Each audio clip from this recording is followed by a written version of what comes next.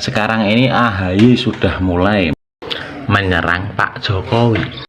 Padahal dulu kalau Pak Jokowi itu tidak merangkul AHY sebagai menteri sampai di Pak Prabowo sekarang, AHY itu jadi pengangguran kayak Anies Baswedan. Menteri kayak gitu mendingan ganti aja Pak biar nganggur.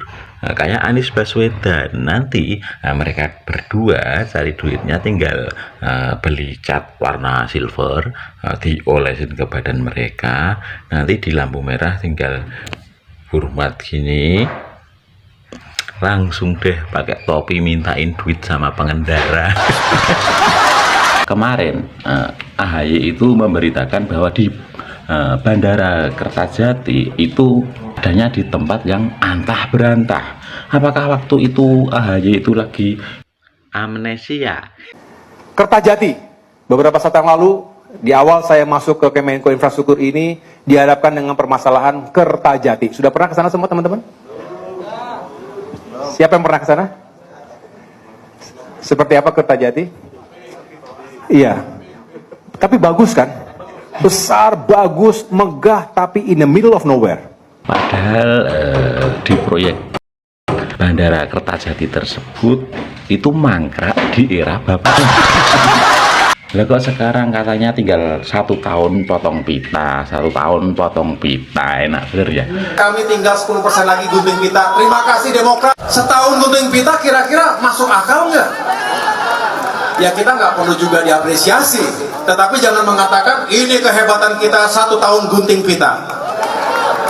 Itu namanya claiming sesuatu yang, ya saya kadang-kadang juga speechless juga mengatakannya. Tapi artinya kenapa sih kita tidak kemudian oke, terima kasih telah diletakkan landasan, telah dibangun 70%, 80%, sehingga kami tinggal 10% lagi gunting pita. Terima kasih Demokrat, terima kasih Pak SBY. Why not seperti itu? Kalau lo itu pengen potong pita, ya udah tuh sana kalian ke Hambalang. Nah, di proyek Hambalang waktu bapakmu menjadi presiden itu proyeknya mangkrak. Nah, di sana kamu bisa potong pita, tapi potong pitanya bukan meresmikan bangunan, tapi potong pitanya dalam rangka memangkrakkan bangunan.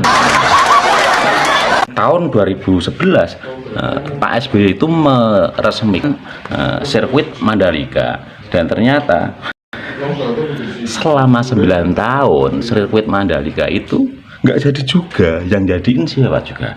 Pak Jokowi. Nah, apa saja bangunan yang mangkrak di era bapakmu itu ya? 1, proyek pembangunan Wisma Atlet Hambalang. Kenapa itu bisa macet? Ya, proyek tersebut banyak dikorupsi, dan paling banyak yang mengkorupsi itu dari Demokrat. Mungkin Roy Suryo juga ikut tuh, soalnya dulu waktu pembangunan proyek Hambalang, Roy Suryo itu menjadi DPR dari Demokrat. Bandara Kertajati yang mangkrak itu kan.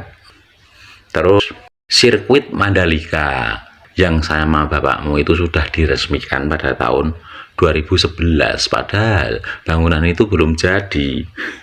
Dan yang melanjutkan siapa? Pak Jokowi. Jadi bapakmu itu pantasnya disebut bapak mangkraknya Indonesia. Logo.